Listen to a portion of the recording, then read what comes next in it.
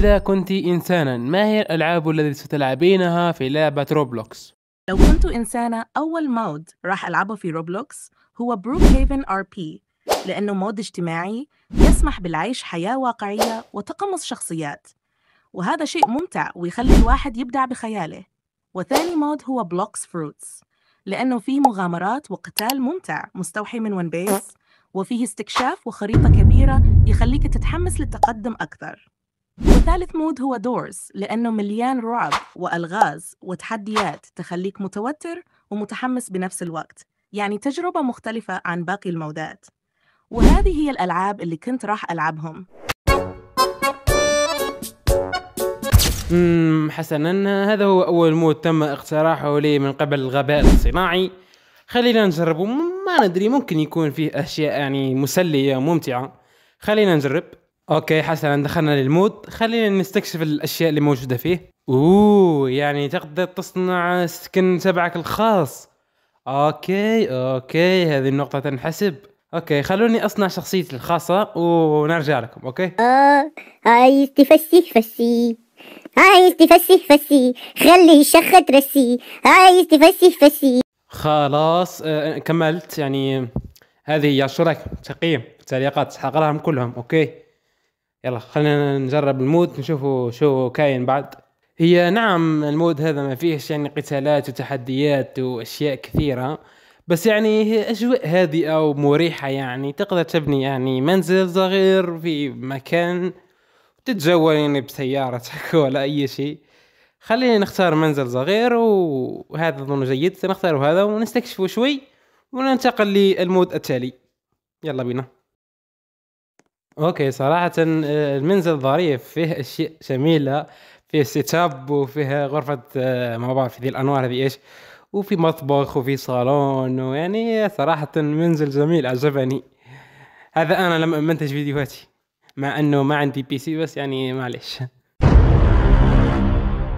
وي انا ايش قاعد منتج؟ انا شركت منتج يا عبد ربي. اوكي يعني المود كان ظريف شوي، بس انا ما بحب هذا النوع من المودات، بحب الاكشن والقتالات والرعب، لهكذا ساقيم المود هذا 3/10، بس على جل اختيار سكين او تلبيس الزي يعني.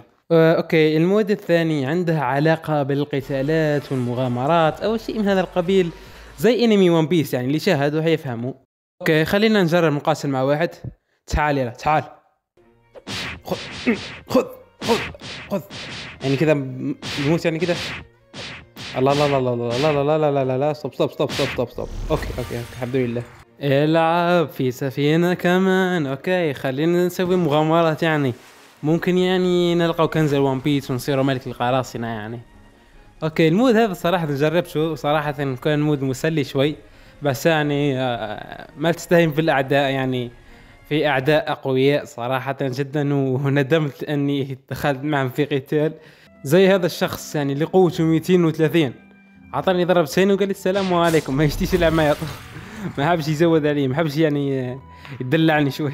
صراحة يعني المود جدا مسلي، الخريطة كبيرة ياسر والاعداء اقوياء جدا، يعني لازم تطور مستواك ليفل حتى تصير يعني بمستواه. جربوها، بقيمها 7/10 ولا ياسر. واخر مود معنا هو هذا المود اللي هو عبارة عن لعبة رعب. يعني صراحة انا يعني انسان شجاع جدا، انا ما بخاف من ولا حاجة، يعني شخص زيي راح يخاف من لعبة اطفال؟ يعني روبلوكس حتخوفني يا عمي. اوكي بسم الله، السلام عليكم يا جيران. هذا يعني شكله شكل اوتيل. معلم يا حساسني ميساج رعد ونطر نوت.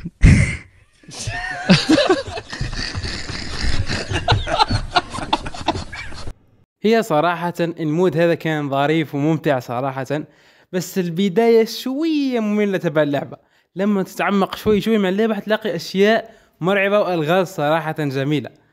أسماء الألعاب أو أسماء المودات كاملة راح تلقوها في الوصف، إذا حبيتوا تجربوها ما تنسوا اللايك وتدعمونا شوية، لأنه في ناس باغية تلحقني في 2600 مشترك اللي عندي، يعني ما تخجلوني وخلونا نوصل ل 3000 في اقرب وقت ممكن، وان شاء الله مش اسحب مرة ثانية.